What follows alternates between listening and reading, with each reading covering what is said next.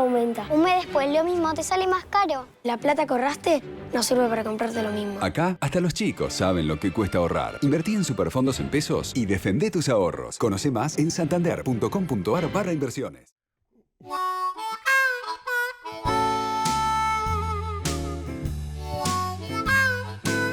Auspicia Triple Impacto. Grupo CISA Salud. Nobleza Médica. Para sus instituciones, Sanatorio Belgrano, Salud Industrial, Sanatorio Santa Sofía, Consultorios Médicos Virrey Loreto, Instituto Médico Rodríguez Peña y Conciencia Médica Medicina Prepaga.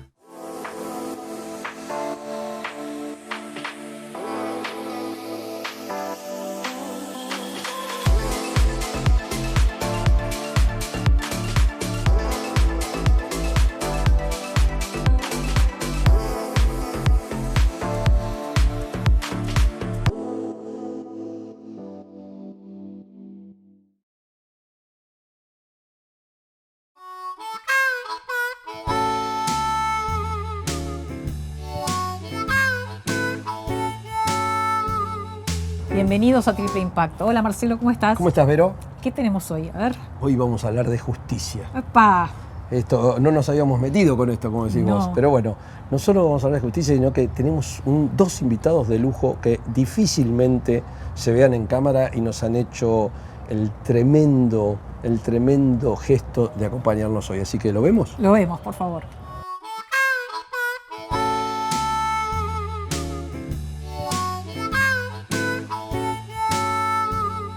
Muy bien, Vero, y tal como te prometí, estamos con nuestros amigos para hablar de la justicia y ahora les voy a pedir que se presenten. Pero antes quiero hacer una introducción como para que nuestro público sepa de qué se trata esto, y lo hemos charlado un poco fuera de cámara nosotros con Verónica. Entendemos que la sustentabilidad del ser humano se sostiene en la salud. Para que haya salud, si hay algún desvío, están los médicos que nos vuelven a la vía central. Y entendemos que la justicia sería lo mismo para el país, para la sustentabilidad de un país. Y por eso los hemos convocado y les voy a pedir que se presenten. Carlos, por favor.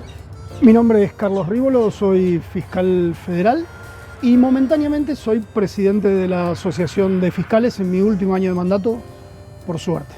Bienvenido. Pablo. Yo soy Pablo Casas, trabajo como juez penal, contravencional y de faltas de la Ciudad de Buenos Aires. Siempre digo, soy papá de Camila y de Lara, soy papá de dos hermosas hijas y eso, y trabajo de juez. Muy bien. Dicho esto, me encantaría abrir con justamente cómo hacemos para que desde la justicia podamos ser más sustentables. Y cuando digo sustentables, digo, por ejemplo, una cosa que lo primero que se me ocurre, no puede haber una justicia sustentable, y creo que es más para vos que para vos, Carlos, si un proceso dura 15 años, digo una pavada por así, porque debe haber procesos que duran 15 años, ¿no? O más. O más.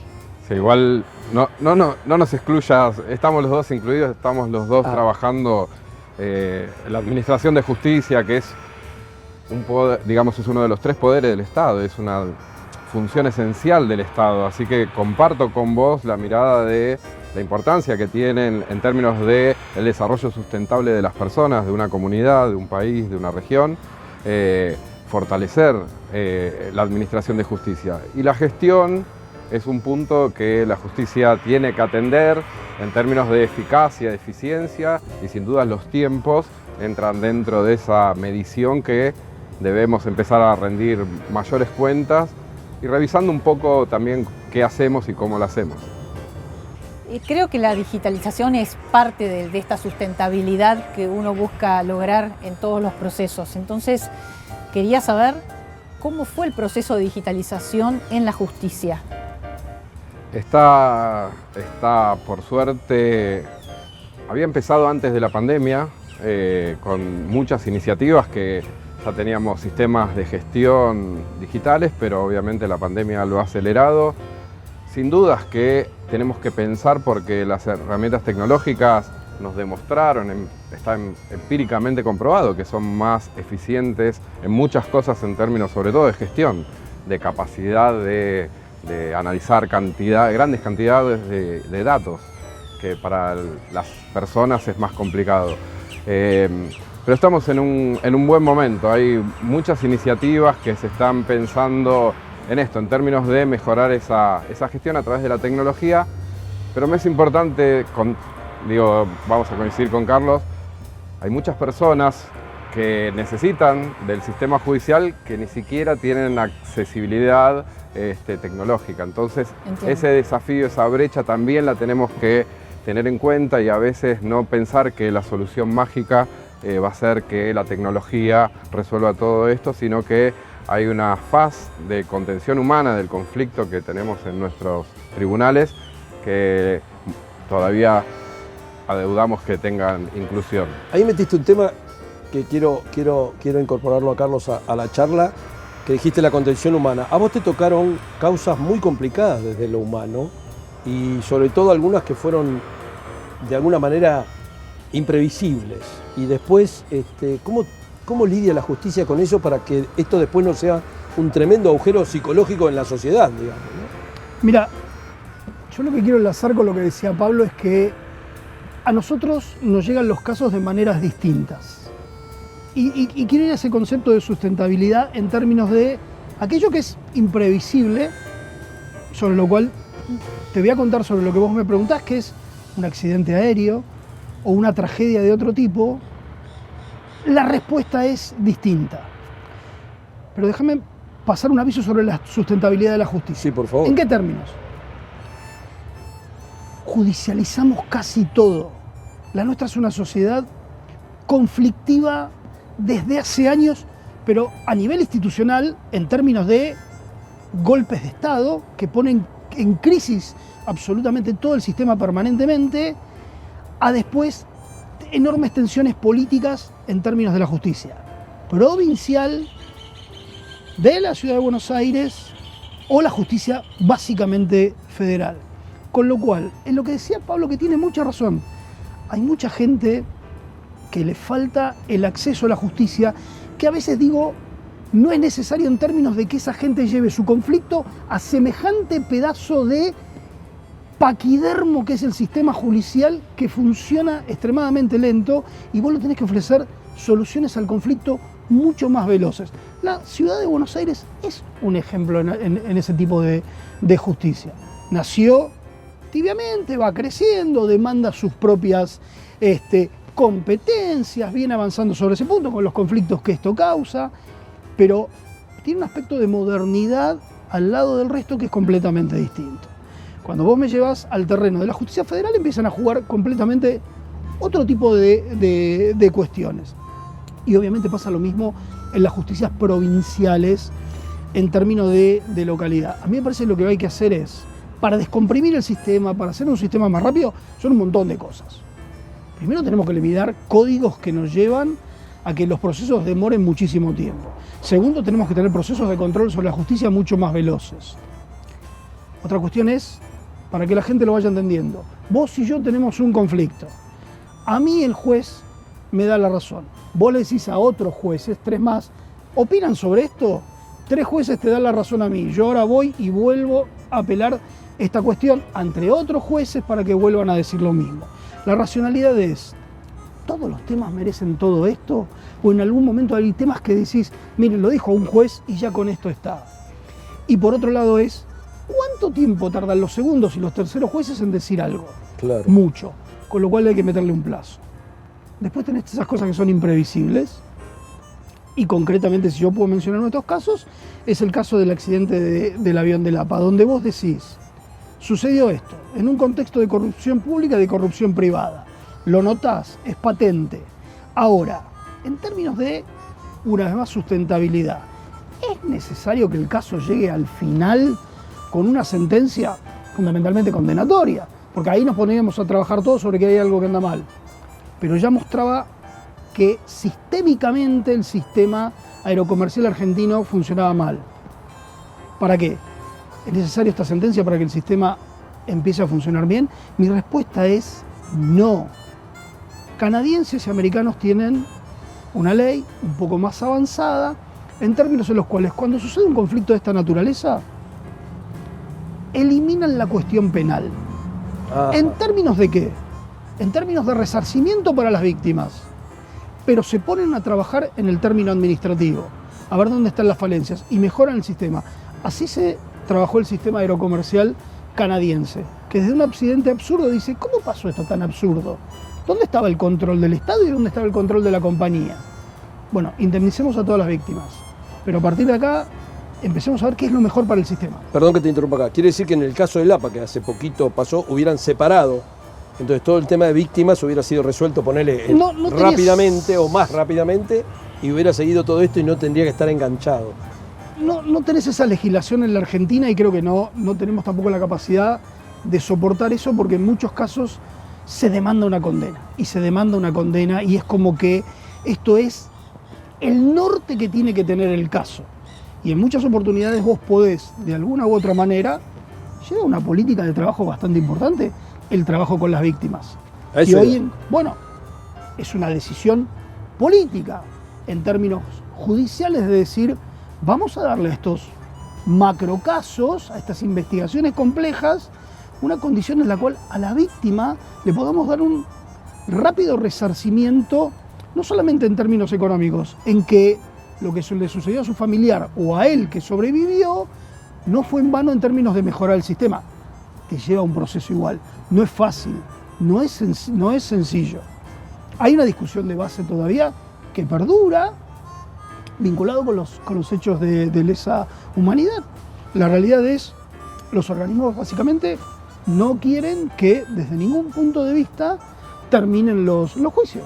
Es una posición política y que el Estado ha adoptado, y cada vez que se ha dicho, adoptamos el sistema sudafricano, en términos de decir, bueno, si me dan información, hay alguna especie de reducción de pena y ya tengo la solución. Pero bueno, no, básicamente esta es una política que acá no se adopta. Me parece que socialmente cuesta, no solamente en estos casos que son muy especiales, sino en todos, que si no hay una condena pareciera que no sirviera. Y lo que estamos hablando es de este tema que vos tocás, que es la sustentabilidad. Es tratar de dar una respuesta más rápida. Exacto, porque yo veía, vos lo decías, la víctima y la familia de la víctima queda desgarrada. Y si encima no recibe la justicia, bien dicho acá la palabra, nunca mejor ubicada la palabra en este diálogo, es como que ya siente como que no hay un destino, no hay un norte. Dice, ¿para qué vivo? ¿No? Entonces ahí, a eso iba yo con la sustentabilidad al principio, y cuando vos mencionaste claramente el tema de la víctima. Entonces quizás, y ustedes lo están diciendo, el camino de la justicia sea esta decisión, en la medida que se pueda, de la víctima del proceso, del debido proceso administrativo. Pero básicamente a las familias de los familiares de comercial o lo que fuere, de víctimas de accidentes de tránsito, que han hecho un gran trabajo. ¿Cómo se termina potenciando después? Alguno de ellos termina en algún cargo político, o básicamente a partir de tragedia de 11 que llevan y pasa exactamente lo mismo, y se logran ciertas y determinadas mejoras en el sistema. Bueno, esta es una rápida respuesta dentro del conflicto, que a veces no se la termina de valorar concretamente. Ustedes comentaban hace un rato que hay ciertos niveles de la sociedad que no tienen acceso a la justicia, no solo desde el punto de vista tecnológico, sino también desde el punto de vista social, propiamente dicho. Lo que se conoce como justicia abierta, ¿puede llegar a ser una respuesta a esa necesidad? ¿Y qué es justicia abierta, para que lo entendamos todos, sobre todo nuestra audiencia? Ahí yo, por lo menos nuestra experiencia tiene que ver con eso, con buscar canales de acceso. Primero intentamos restablecer confianza, entonces nos animamos a mostrar lo que hacíamos, porque conocemos y sabemos que seguramente ustedes no confíen demasiado en la administración de justicia. En los indicadores de encuestas tenemos una percepción de confianza muy, muy baja. Y la verdad que queríamos resolver un dilema, porque hay muchísimas personas, hombres, mujeres, que trabajamos y que ponemos lo mejor de nosotros para hacer esas cosas. Y una de las formas que encontramos era abrirnos, abrirnos a mostrar qué estábamos haciendo.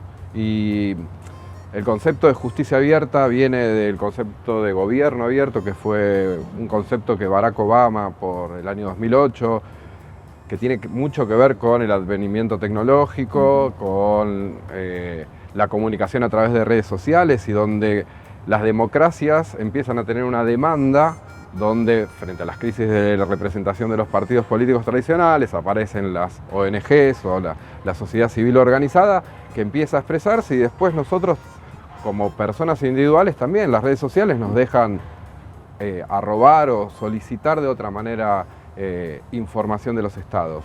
Y bueno, un poco eso es lo que se intenta desde los poderes judiciales de empezar a mostrar qué se hace.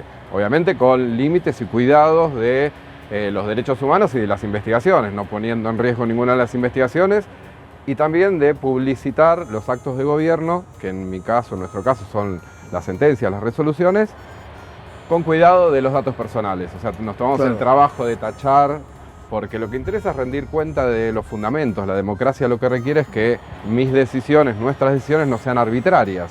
Entonces yo tengo que poder pasar el control de la ciudadanía en términos de, bueno, puedo no estar de acuerdo o no con lo que decidió Pablo, pero hay un fundamento para lo que decidió Pablo y después se revisará según el sistema que elijamos. Yo lo escuchaba a Carlos y sí, tiene que ver con esto, con pensar a la justicia en la escucha, en una mayor escucha. Es cierto que hay muchas personas que van a demandar condenas, pero hay un universo de demandas en términos incluso de las víctimas.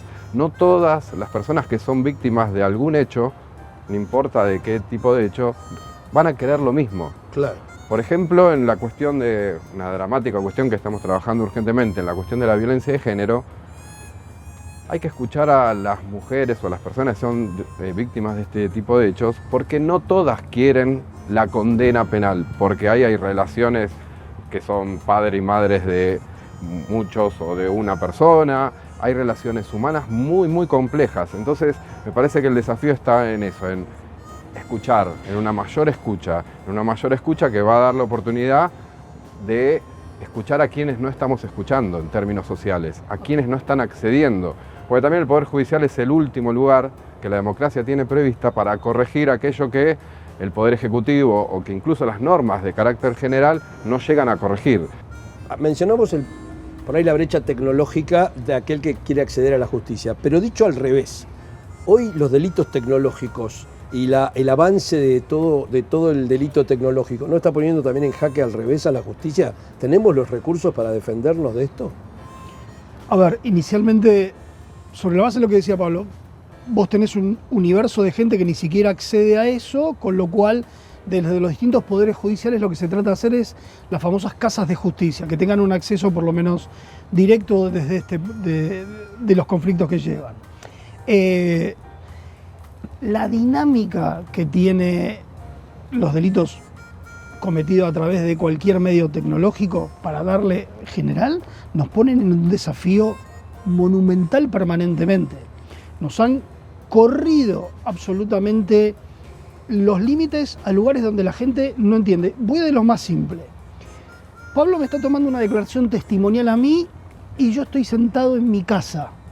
Y Pablo, como juez, fiscal, sabe que estoy mintiendo. ¿Qué sucede en ese caso? La detención se ordena de manera inmediata. Yo estoy en mi casa, apago la cámara y le digo gracias juez y me fui. Y hay que ir a buscarme, y hay que ir a encontrarme. No solucionado. Pablo me permite a mí como juez, yo siempre digo, y esto lo quiero aclarar claramente, él tiene mucho más trabajo que yo, porque él tiene que decidir concretamente qué está bien y qué está mal. Yo tengo la objetividad de pedirle cosas razonables, si no claramente me transformo en un mal fiscal.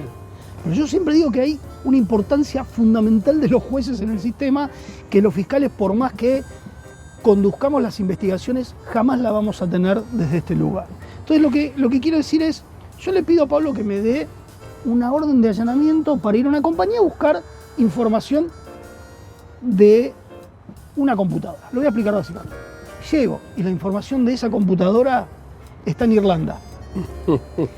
Los manuales mandan a decir que yo tengo que ir con un exhorto que va a demorar un montón de tiempo de papel para que esto pase. Y la decisión en ese momento es, ¿viajo a Irlanda o no viajo a Irlanda? ¿Aprieto el enter y viajo a Irlanda o no viajo? Cuestión que no está resuelta. Cuestión que se hace o que no se hace y es una decisión. Si nos ponen límites, sí, claro, te ponen un montón de condiciones en términos de fake news vinculado con intimidaciones públicas, caso que tenemos nosotros, o que te pone con cuestiones vinculadas a las que Pablo tiene mucha más experiencia porque tiene competencia sobre casos graves como los de pornografía infantil, etcétera, etcétera. Sí, claro, hoy por la red está todo. Y ya sea que hables de el primer plano de la red, de lo que se llama la dark o la deep web, en términos de lo que se maneja ahí a través de bitcoins, etcétera, etcétera, A eso, etcétera. ahí quería llegar. Sí, Nos sí, pone, a ver, claro que nos pone en un desafío muy, muy importante. Y nos pone a diario a reformularnos concretamente de qué manera desarrollamos la investigación, porque hay un punto que yo no puedo quebrar y que Pablo no me va a dejar quebrar, que está vinculado a las garantías de que supongamos, y te vamos a tomar de ejemplo obviamente, que vos estés cometiendo el delito. Claro. Entonces yo tengo que tratar de acceder de una manera a esa información en la cual también se garantice lo tuyo. Y voy al ejemplo. Voy a tu computadora porque específicamente quiero sacar el tema de las cuentas bancarias. Pero me encontré con otra cosa. ¿Accedo o no accedo sin el permiso de él? Básicamente te voy a llamarlo urgentemente y decirle, ¿sabes que le encontré 50 fotos de pornografía? O le encontré que tiene sociedades no declaradas afuera, o cómo hace sus declaraciones. Me va a cuestionar desde un montón de lugares con toda la razón del mundo y vos también. ¿Cómo llegaste a ver eso? Y voy a tener que explicar que casi lo tenía de frente. Tenés que llegar a una condena construida con prueba que sea legal. Y esto ha puesto realmente en crisis todo. Caferata Nores, que es un viejo procesalista, pero moderno a esta altura de los acontecimientos, debe estar pisando casi los 80 años, dijo, esto vino a romper todos los códigos procesales. ¿Y de justicia ambiental qué nos pueden contar? ¿Tuvieron casos de justicia ambiental? Porque es tan importante, ¿no? No solamente en Argentina, sino a nivel territorial, regional. Hay una unidad específica dentro de la Procuración General, que es la UFIMA en materia ambiental. Yo diría que acapara casi toda la investigación de los casos que hay, en colaboración con las fiscalías provinciales. No tengo ahora exactamente de memoria la cantidad de casos, pero sé que tiene una participación bastante activa. El tema cuando ellos intervienen es que lo más importante es detener en sí el delito que se está cometiendo, porque ahí sí que no tenés el tiempo que podés tener en otro tipo de casos, porque todo lo que se viene, supongamos, derramando o todo lo que se viene perdiendo en términos de material tóxico o de lo que fuera, realmente hace que el daño avance y casi sea incalculable. Pero, hay casos concretos que se trabajan mucho vinculado con esto. Yo en sí igual creo que es necesaria una política ambiental mucho más activa, no solamente en términos de justicia, sino en términos de prevención de esta cuestión. Mira, nosotros llegamos al final del conflicto. Esa es una condición en la cual Pablo hablaba de la desconfianza que se tiene sobre nosotros, lo cual es normal, pero también nosotros no estamos para ser demasiado simpáticos con la gente, porque el punto es, él como juez básicamente, más allá de que a mí me toca como fiscal decidir, a uno le vamos a dar la razón y a otro no se la vamos a dar. Y es cierto lo que él decía, el tema del fundamento. Está bien, pero a mí tu fundamento puede no gustarme. ¿Por qué no me diste 200 pesos más de cuota alimentaria o 1000 pesos más? Y porque analizó la racionalidad de que no se puede más. No me quiero ir de lo que me preguntaste. En política ambiental, jueces y fiscales lo que tienen que desarrollar es un trabajo extremadamente activo en el inicio del caso. Y me parece que con una política ambiental mucho más fuerte en términos de prevención. Es mucho más importante que si después le bajás el martillo condenándolo o llegaste a un acuerdo por algún otro método alternativo de resolución de los conflictos. El principio es mucho más importante. Bien, yo creo que no nos da más el tiempo, pero me parece que lo vamos a volver a convocar, porque nos quedaron, ahora que fuimos aprendiendo, nos quedaron un montón de preguntas. 700 preguntas, pero no queremos, no nos da más el programa y no queremos abusar más del tiempo. No nos queda más que agradecerles esto y otra vez, nosotros siempre decimos en el programa todo lo que aprendemos. Bueno, hoy aprendimos más todavía y nos quedamos muy preocupados también. Debemos reconocer que nos quedamos preocupados. Muchísimas gracias, Pablo, Carlos, por haber venido. Y Vero, el programa es todo tuyo. Seguimos con más Triple Impacto.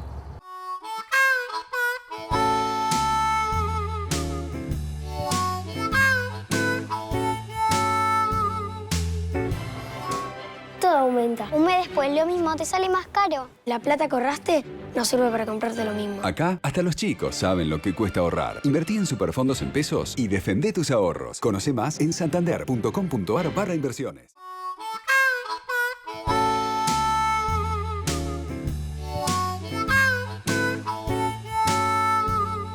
Después de esta entrevista se me ocurren un montón de preguntas, ¿verdad? Tendríamos que hacer otro programa interesantísimo, ¿eh? Vamos a hacer otro programa de justicia y realmente quedamos muy contentos y muy preocupados, ¿no es cierto? O sea, todo lo que tenemos que avanzar todavía y otra vez, realmente pocas personas hay. La justicia argentina tiene personalidades muy fuertes. Creo que hemos convocado a dos de los mejores exponentes y otra vez, realmente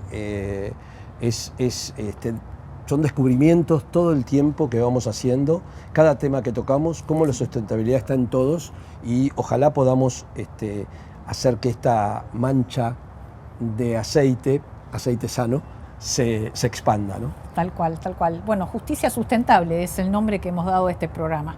Nos vemos la semana que viene con mucho más Triple Impacto.